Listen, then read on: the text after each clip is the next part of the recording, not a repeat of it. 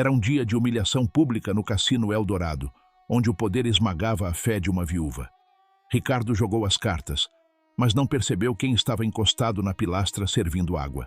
O que aconteceu logo depois virou o jogo da vida de Beatriz e fez toda a cidade de Manaus testemunhar o inesperado. No coração vibrante de um porto em Manaus, o calor de 40 graus parece derreter o asfalto sob os pés cansados.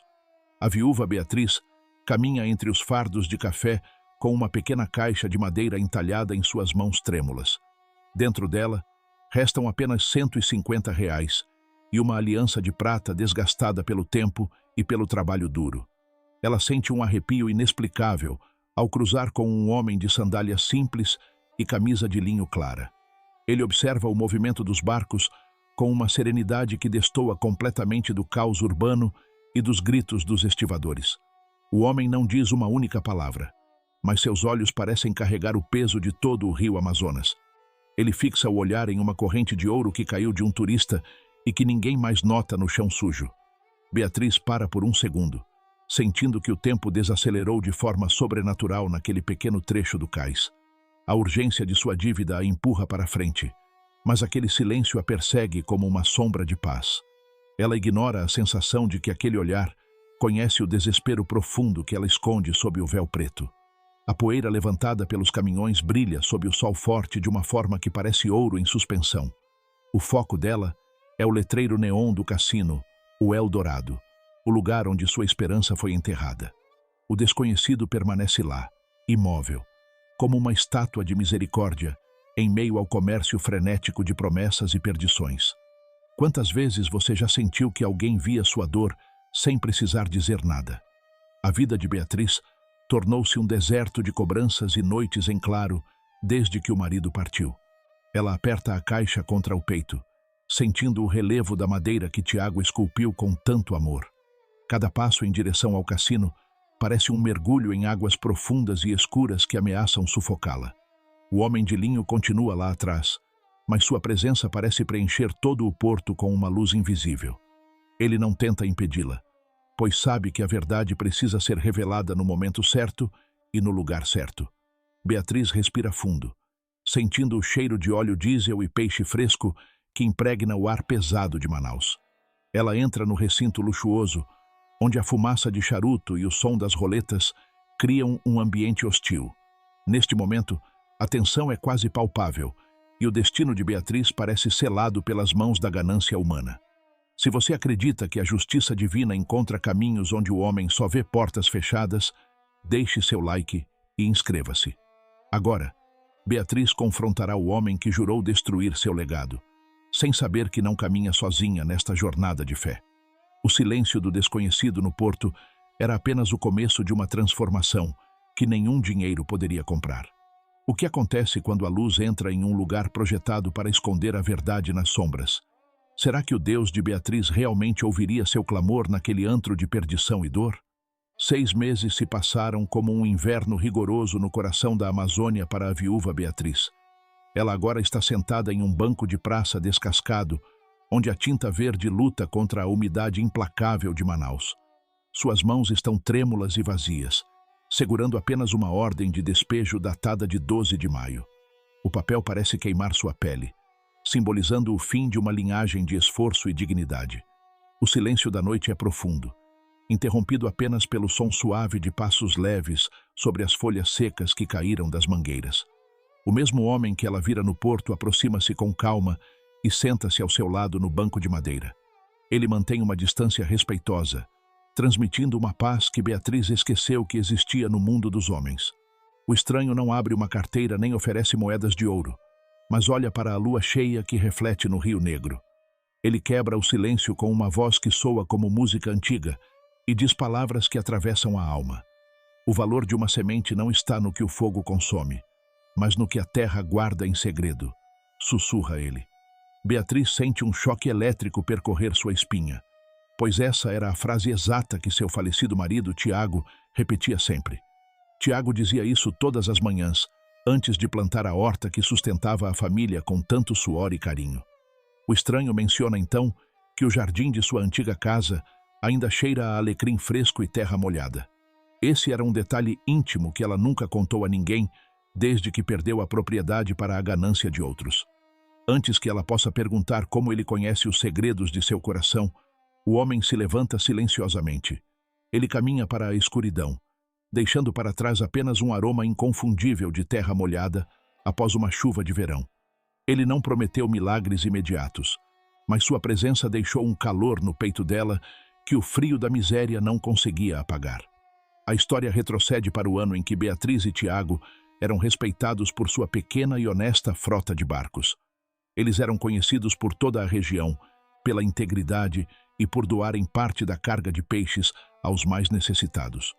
O antagonista desta história é Ricardo, conhecido como o Barão, o dono do maior cassino clandestino da capital amazonense. Ricardo é um homem de lógica fria, que acredita que a fé é apenas uma muleta para os seres humanos fracos.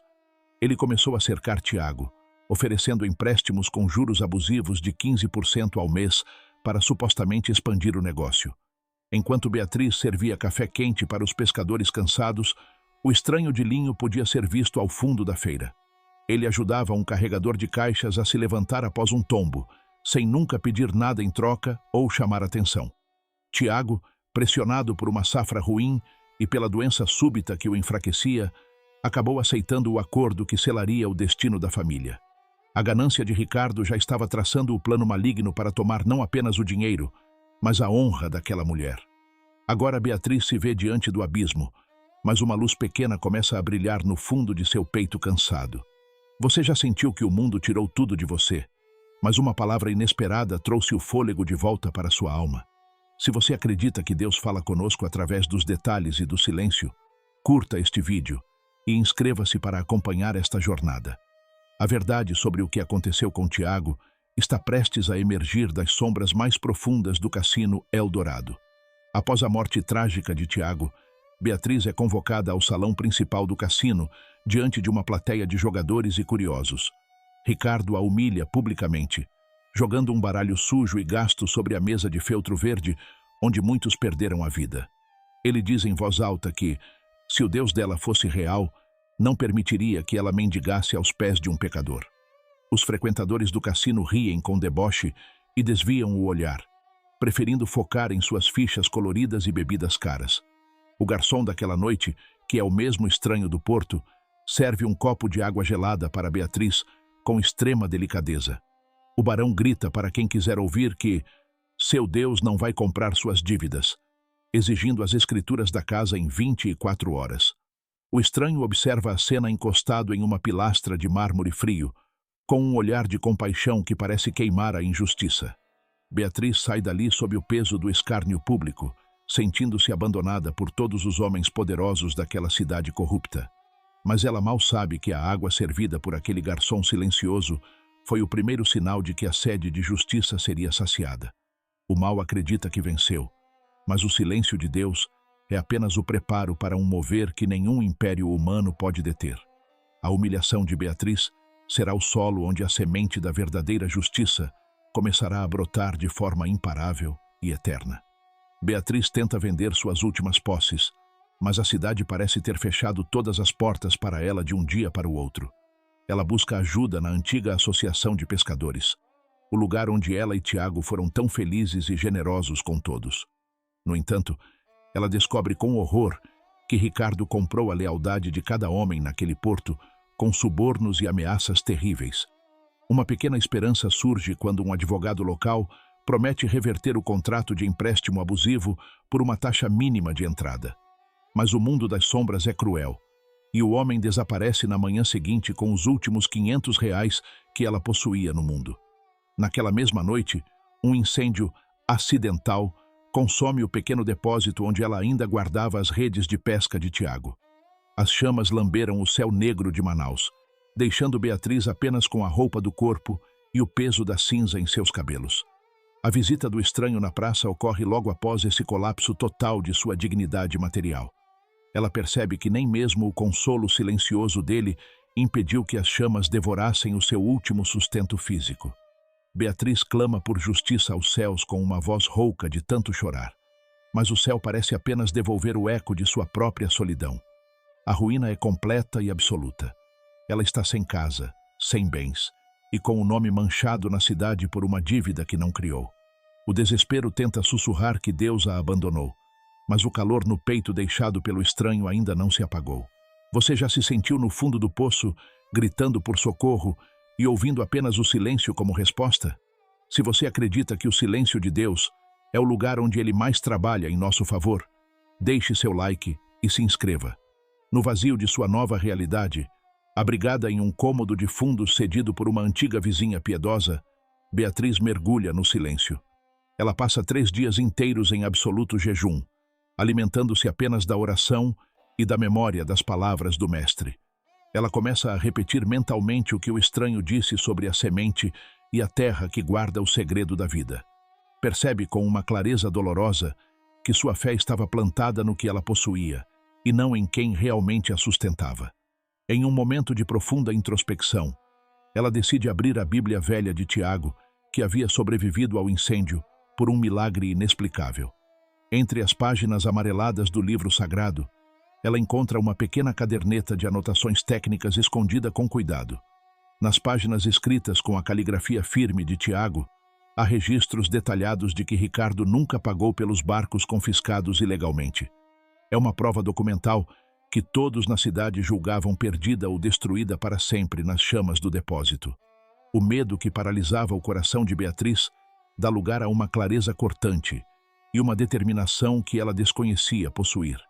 Ela entende que a semente da justiça estava guardada na terra do esquecimento e do silêncio de Deus por todo esse tempo. O estranho aparece brevemente na pequena janela do quarto de fundos, apenas acenando com a cabeça com um sorriso leve. Ele some na neblina da manhã antes que ela possa agradecer. Mas a paz que ele deixa é o combustível para sua luta. Uma série de eventos improváveis começa a se desenrolar na rotina daquela cidade que parecia tê-la esquecido completamente. Um ex-contador de Ricardo, atormentado por pesadelos e pela culpa, decide procurar Beatriz após vê-la na praça com o estranho. Ele confessa que não conseguia mais dormir desde que viu o olhar daquele homem de linho sobre ele no cassino. O contador entrega a ela as chaves de um cofre antigo onde estão guardados os recibos originais da fraude. Esses papéis provam que a dívida de Tiago já havia sido paga com sobra através do confisco ilegal dos barcos da frota. Simultaneamente, uma nova fiscalização federal chega ao porto de Manaus, vinda diretamente de Brasília, sem nenhum aviso prévio.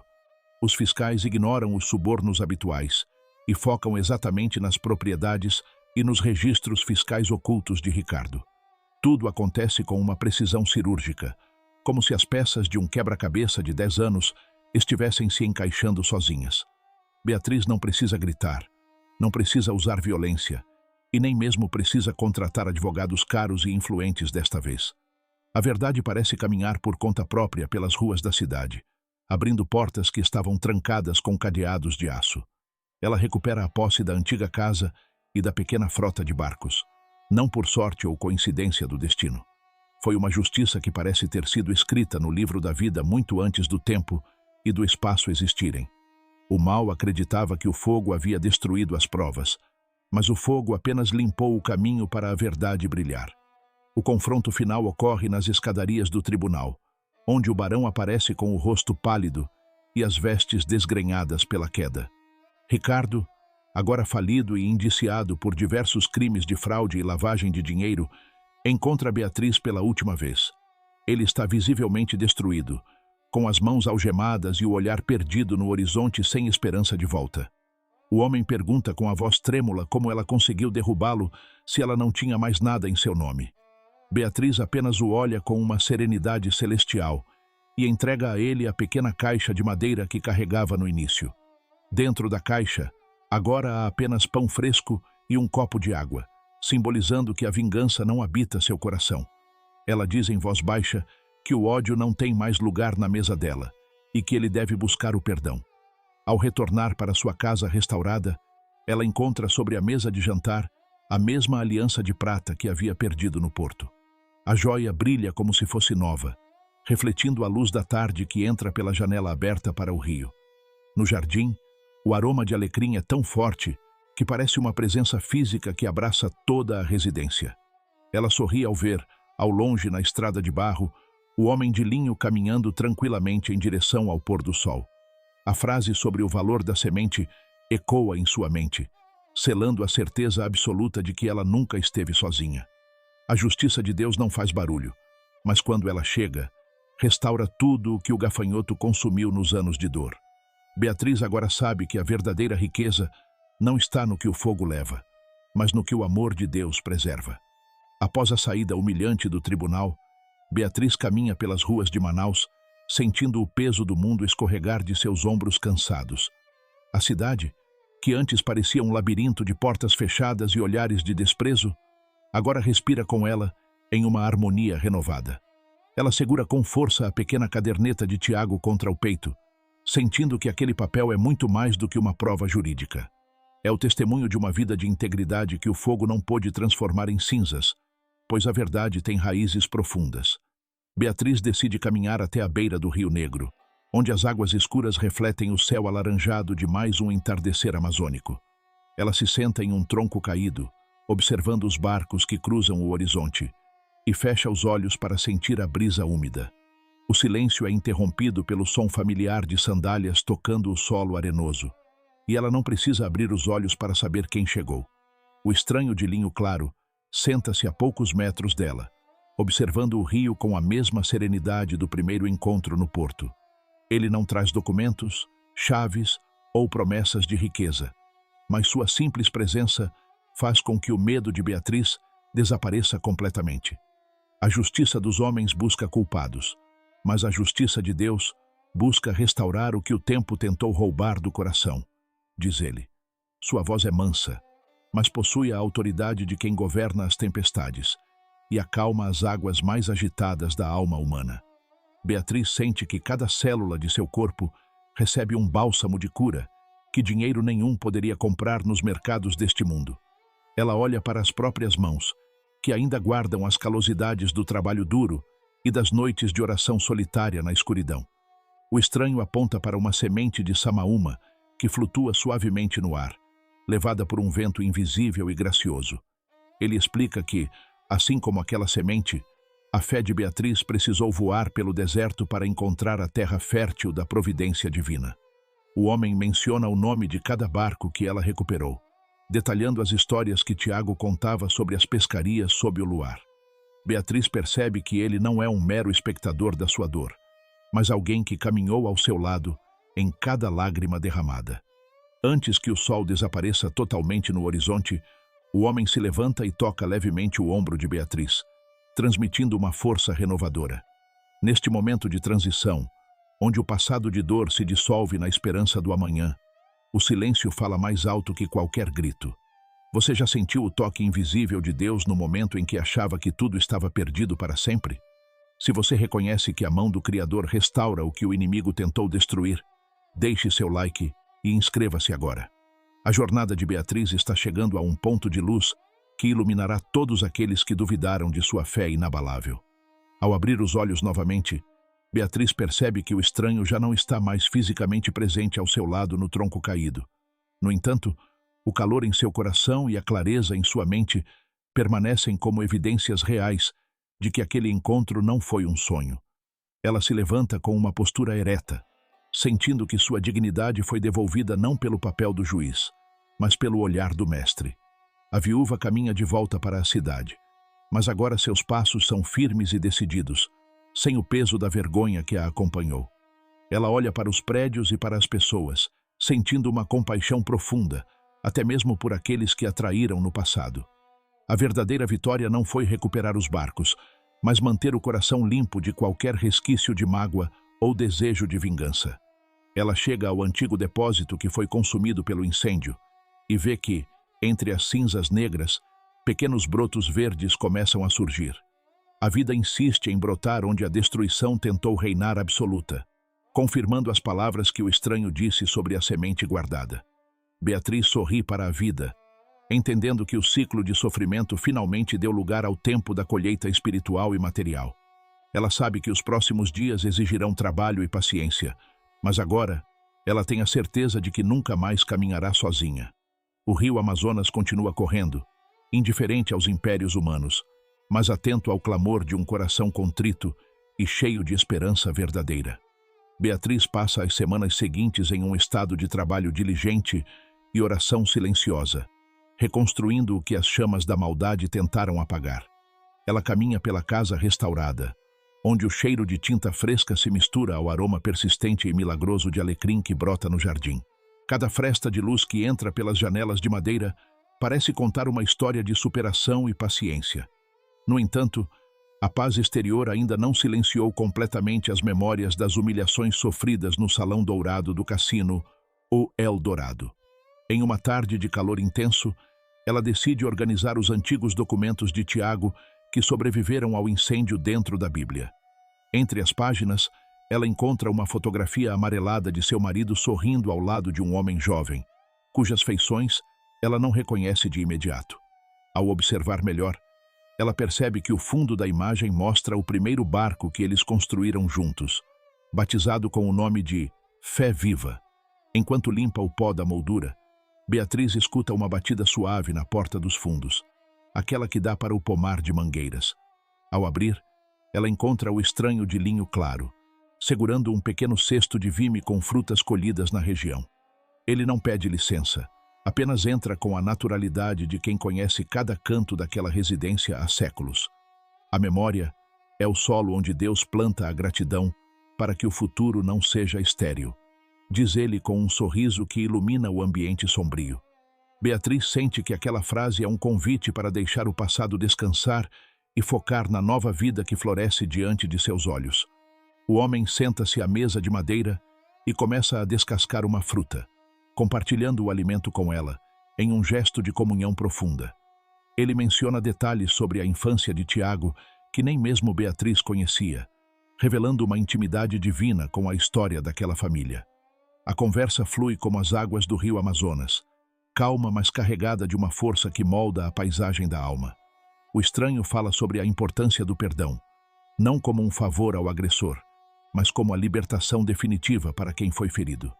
Beatriz confessa que, em alguns momentos, o desejo de ver Ricardo sofrer ainda tenta brotar em seus pensamentos mais escuros. O homem olha nos olhos dela com uma compaixão que não julga, apenas compreende a fragilidade humana diante da injustiça. Ele explica que a verdadeira justiça de Deus já começou a agir quando a verdade veio à tona, e que o resto pertence ao tempo do Criador. Beatriz sente um peso enorme saindo de seu peito, como se as correntes invisíveis do ressentimento estivessem sendo quebradas uma a uma.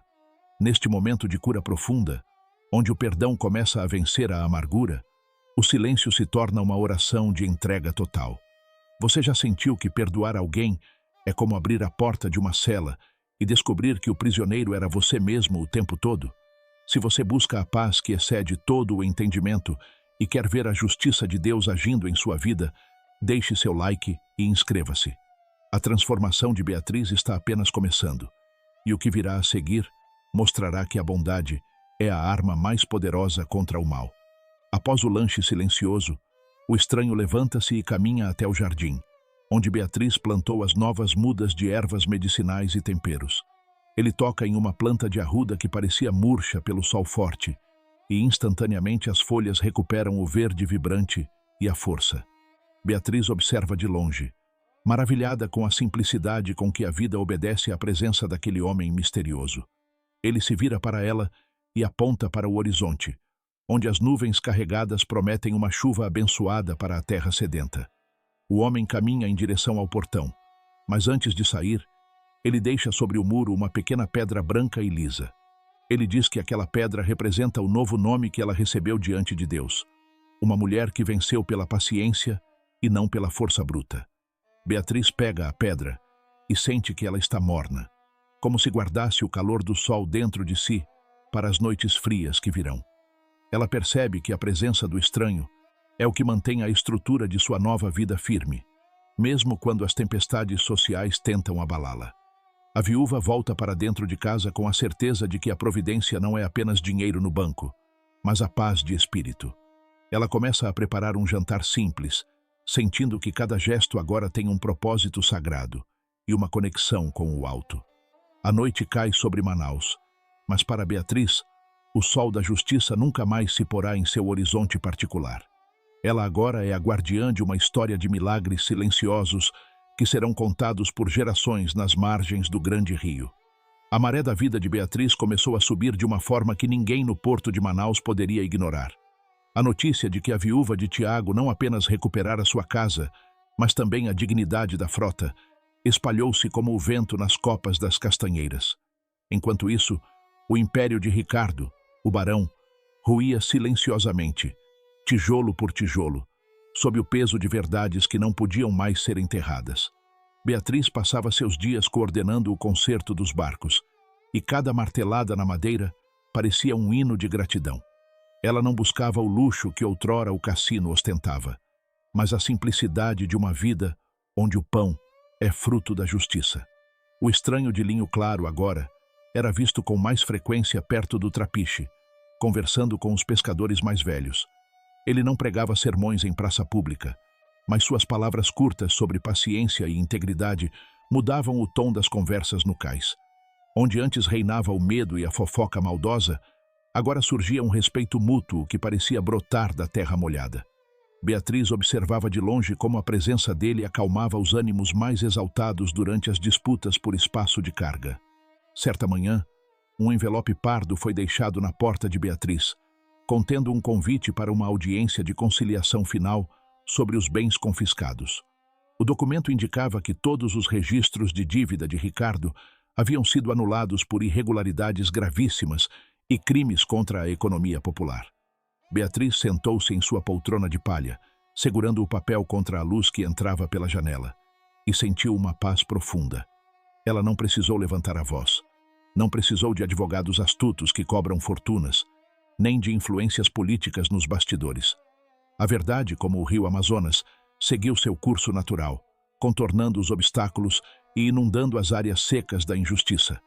Ela fechou os olhos por um momento, lembrando-se das noites em que a fome e a vergonha eram suas únicas companhias constantes. O aroma de alecrim, que agora impregnava as cortinas da casa, trouxe-lhe a certeza de que o ciclo de sofrimento fora vencido. O estranho apareceu no portão, apenas observando o jardim, e Beatriz percebeu que ele era o verdadeiro arquiteto dessa restauração invisível. A cidade de Manaus assistia, atônita, ao colapso de um dos homens mais poderosos da região, enquanto uma viúva simples florescia. Ricardo tentava desesperadamente vender seus últimos carros de luxo para pagar fianças e evitar a prisão imediata, mas ninguém queria seus bens. O dinheiro dele, que antes comprava silêncios e favores, agora parecia ter o peso de chumbo e o cheiro de corrupção. Em contraste, os barcos de Beatriz voltavam a navegar, pintados de branco e azul, levando não apenas peixes, mas esperança para as comunidades ribeirinhas.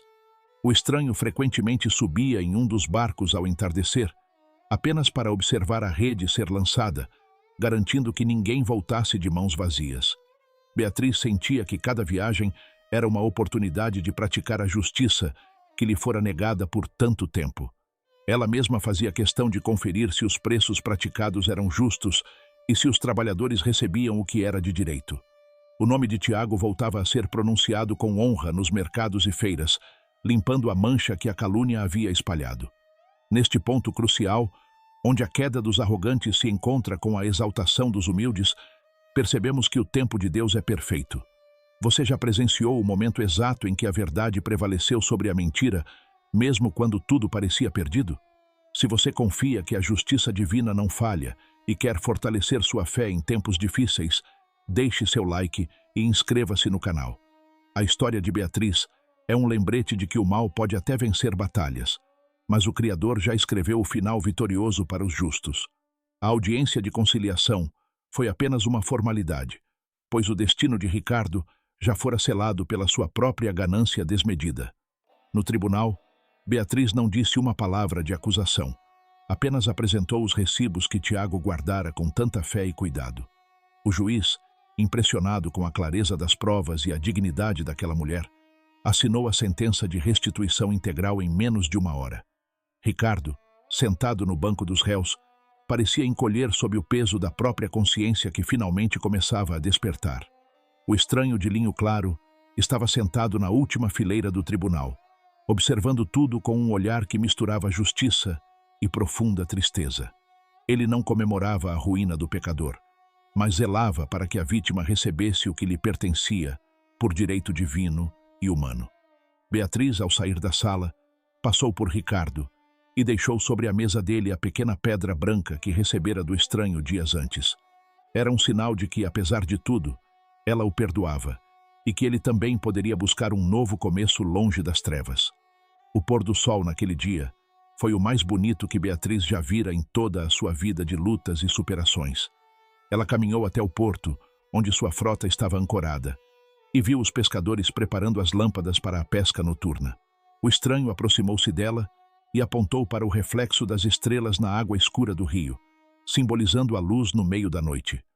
O que o fogo não queimou é o que realmente define quem você é diante da eternidade, disse ele com voz firme e amorosa. Beatriz entendeu que os bens materiais eram apenas ferramentas, mas que a sua alma havia sido lapidada na fornalha do sofrimento. Ela agora era uma mulher livre, não apenas da dívida financeira, mas das amarras do medo e da amargura que prendem tantos corações. O homem de linho começou a caminhar pela beira do rio, sumindo gradualmente entre as sombras das árvores centenárias da orla. Beatriz respirou o ar úmido da floresta, sentindo-se parte de um milagre contínuo que nunca para de acontecer na vida de quem crê. A história de sua vida não terminou ali. Ela apenas começou um novo capítulo, escrito com a tinta indelével da misericórdia. A calmaria que se seguiu à tempestade jurídica trouxe para a vida de Beatriz uma rotina de reconstrução silenciosa e profunda. Ela passava as manhãs no convés de seu barco principal, agora batizado de Graça Restaurada, observando o sol nascer sobre as águas barrentas do rio Amazonas. A cidade de Manaus parecia diferente aos seus olhos. As cores eram mais vivas, e o ar, apesar da umidade característica, carregava um frescor de liberdade. No entanto, o verdadeiro teste de sua transformação ocorreu quando ela soube que Ricardo, o homem que quase a destruiu, estava definhando em uma cela fria, abandonado por todos os falsos amigos que o luxo lhe proporcionara. Beatriz sentiu uma pontada de tristeza, não por saudade do que foi perdido, mas pela alma daquele homem que escolheu a escuridão como morada.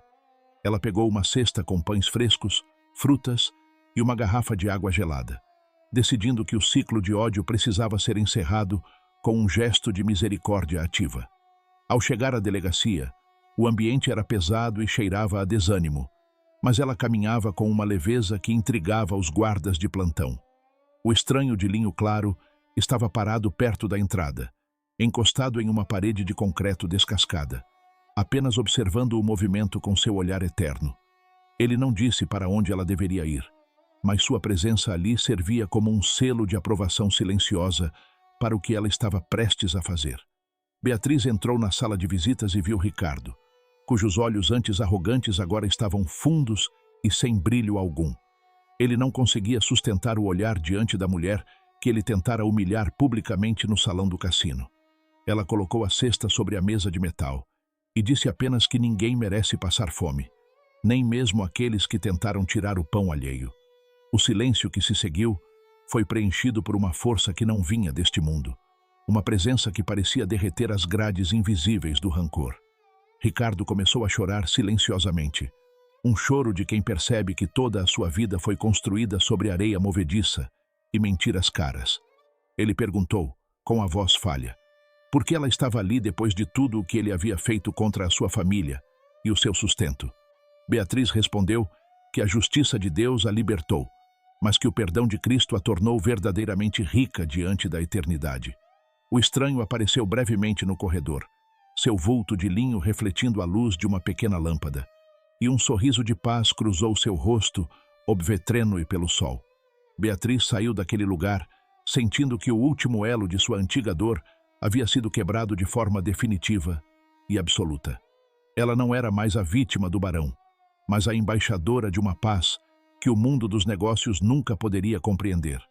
Neste momento de perdão radical, onde a luz invade a cela mais escura do coração humano, vemos que a maior vitória é vencer o próprio orgulho.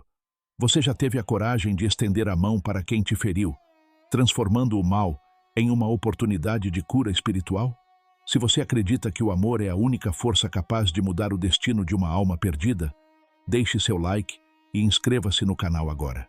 A história de Beatriz revela que o desfecho da justiça divina é sempre a restauração da paz, e não a perpetuação do sofrimento. Ao retornar para casa, Beatriz encontrou o jardim de alecrim mais perfumado do que nunca, como se a natureza celebrasse o ato de compaixão realizado. Ela sentou-se na varanda, segurando a pequena pedra branca que o estranho lhe dera, sentindo que sua temperatura estava agora em perfeita harmonia com seu próprio corpo. O sol estava se pondo, pintando o céu de púrpura e ouro, as mesmas cores que um dia representaram a opulência vazia do cassino, mas que agora simbolizavam a glória de Deus. Ela viu o homem de linho caminhando pela calçada, parando apenas para acariciar a cabeça de um cão de rua que antes era chutado pelos passantes. Ele olhou para Beatriz e fez um gesto simples com a mão, um sinal de que sua tarefa ali estava quase completa e que o novo tempo havia chegado. A viúva entendeu que a restauração física de seus bens era apenas o cenário para a verdadeira obra, a cura de sua alma e a limpeza de seu coração. Ela começou a planejar como usaria seus barcos para levar mantimentos e ajuda médica para as vilas mais remotas do Rio, transformando seu negócio em um ministério de bondade. A riqueza que agora possuía não era mais um peso ou uma fonte de ansiedade, mas uma ferramenta de serviço ao próximo sob a orientação do mestre. Beatriz dormiu naquela noite com o sono dos justos, sabendo que cada centavo de sua conta estava limpo e cada decisão de sua vida era guiada pela luz. O rio Amazonas continuava sua jornada incansável em direção ao mar, assim como a vida de Beatriz agora corria em direção ao infinito amor de Deus. Tudo o que o fogo tentou destruir foi devolvido em dobro, mas na forma de sabedoria, paz e uma fé que nada neste mundo poderia abalar. O sol da manhã dourava as águas do rio Amazonas, quando Beatriz acordou para o seu primeiro dia de plena liberdade. Ela caminhou até a varanda de sua casa restaurada, sentindo o perfume do alecrim que agora crescia com uma força sobrenatural no jardim. O silêncio da alvorada era uma prece em si mesma, interrompido apenas pelo canto dos pássaros e pelo som distante dos motores dos barcos no porto. Ela pegou a pequena caixa de madeira entalhada, que outrora guardara apenas desespero, e viu que ela agora continha as escrituras limpas de sua propriedade. Sobre a mesa, a aliança de prata brilhava com uma intensidade que parecia refletir a luz de um outro mundo, um mundo onde a justiça não falha. Beatriz sentou-se para escrever em sua caderneta, registrando não mais dívidas ou perdas, mas os planos para a fundação que ajudaria outras viúvas da região. Ela entendeu que sua dor fora o arado que preparou a terra para uma colheita de esperança que alimentaria centenas de famílias famintas. Enquanto revisava os planos, ela ouviu o som suave de passos no cascalho do jardim e soube imediatamente que era ele. O estranho de linho claro estava parado junto à cerca, observando uma pequena borboleta que descansava em uma flor de maracujá. Ele não entrou na casa desta vez, mas seu olhar cruzou com o de Beatriz através da janela aberta, transmitindo uma despedida serena e eterna. O valor da semente foi provado pelo fogo, e agora a árvore dará frutos que o tempo não pode apodrecer, disse ele suavemente. Beatriz sentiu uma gratidão que as palavras humanas são incapazes de descrever, uma conexão que transcendia o ouro e a prata. O homem de linho começou a caminhar em direção à estrada de barro, onde a neblina da manhã ainda pairava sobre a vegetação densa. Ele não deixou rastros profundos no chão, mas deixou uma marca indelével na alma de cada pessoa que cruzou seu caminho silencioso. Beatriz observou sua silhueta diminuir no horizonte até que ele se fundisse completamente com a luz do sol nascente que banhava a floresta. A vida em Manaus continuou seu ritmo frenético, mas para Beatriz e para aqueles que trabalhavam em sua frota, algo havia mudado para sempre. O porto agora era um lugar onde a palavra de um homem valia mais do que um contrato assinado sob pressão ou ameaça. O cassino, o Eldorado, permanecia fechado, suas luzes de neon apagadas como um lembrete de que o império da ganância é sempre temporário. Ricardo, em sua cela, recebia semanalmente uma cesta de pães da fundação de Beatriz, um lembrete constante de que a misericórdia é maior que o julgamento. As pessoas da cidade frequentemente contavam histórias sobre um homem de linho que aparecia nos momentos de maior aflição, trazendo uma paz inexplicável. Beatriz apenas sorria ao ouvir esses relatos, pois sabia que o mestre nunca deixa seus filhos sozinhos nas tempestades da vida cotidiana. Ela aprendeu que a verdadeira riqueza não se conta em moedas, mas na capacidade de permanecer firme na verdade quando o mundo oferece o caminho da mentira. A moral desta história é clara para todos aqueles que buscam a luz no meio da escuridão das injustiças humanas. A justiça de Deus não precisa de exércitos ou de grandes milagres barulhentos para se estabelecer sobre a terra dos homens. Ela se manifesta no silêncio da paciência, na firmeza de um caráter que não se dobra e na coragem de perdoar o imperdoável. Quando você escolhe o caminho da integridade, mesmo perdendo tudo, você está plantando a semente que o Criador fará florescer no tempo certo. A presença de Cristo na vida cotidiana não é uma abstração teológica, mas uma realidade física que nos sustenta e nos guia. Beatriz recuperou sua casa e seus barcos, mas o maior tesouro foi a descoberta de que o Deus do impossível caminha descalço ao nosso lado. O fim de uma provação é apenas o começo de um ministério de amor que transforma a dor em um farol para os perdidos. Se esta jornada de Beatriz tocou o seu coração e te lembrou que Deus age nos detalhes mais simples da vida, apoie este canal. Sua interação ajuda a levar essas mensagens de fé e esperança para mais pessoas que podem estar enfrentando seus próprios desertos agora.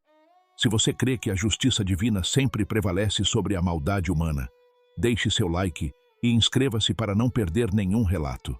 Escreva nos comentários a palavra vitória, se você também confia que Deus está cuidando do seu amanhã com amor e fidelidade.